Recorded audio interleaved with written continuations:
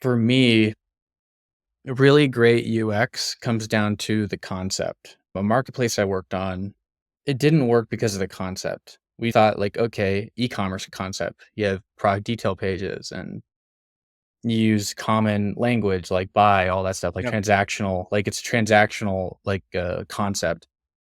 And when you think about art collection, you're not going to a Hobby Lobby type concept Yeah. to invest in art.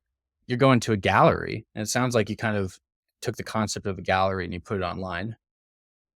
We tried. There are certain methods of pushing somebody down a funnel quickly as possible. And there's certain psychological ticks that are say things like, orange buttons convert at 0.23% higher than a red button or whatever. Like there are certain elements of like and copy that works best. And there's email headers that work best. And there's ways to tuck in H1 and H3 in a way that works best with SEO. There's all the hacks that are part of the toolbox for any marketer, any designer, anyone who's doing UX in particular, where you're really about making the process as smooth as possible. But for us, it was just like if a product can't exist on its own without those hacks, we probably don't have a product or a marketplace anyway.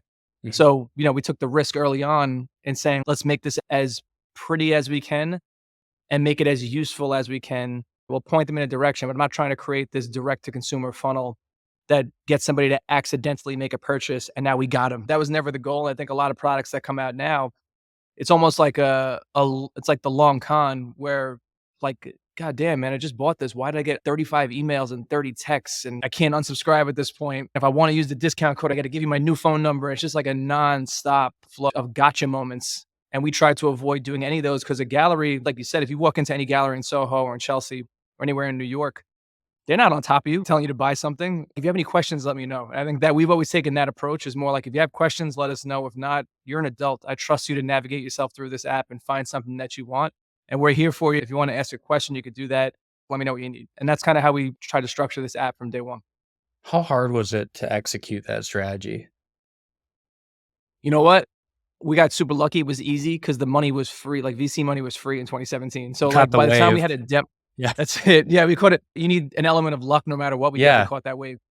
But we did something where it was pretty easy back then to raise money with proof of concept and a really pretty deck. We had great conversations early on with a lot of investors, but we made the demo first and we bought the first car that became our first investment on Rally out of pocket first. So we took on as much of the risk as we could, knowing that if somebody had this product and had that design in their hand that was able to actually make that investment, that would be our aha moment for an investor, for a user, for family members, for anybody who were trying to get on board with the concept. So, because it links to so many different third parties, and it's a really complex system that we tuck behind closed doors about how the money transfers and how this SEC regulated thing becomes an investment in your portfolio. That stuff's super complex. But once the demo was done and it felt so much different than a finance app, putting it in the hands of people who had invested in finance apps and in the Robinhoods, the Betterments, the Wealthfronts, and the Acorns, they got to see and understand that it was something that was remarkably different and pretty novel in terms of a concept.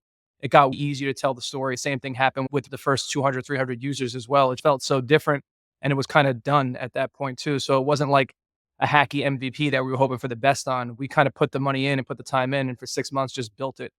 And that was the risk of hoping that it worked out. Money being really, really easier to come by back then definitely helped, but having the demo version of the product start to finish that looks so different was a differentiator for us.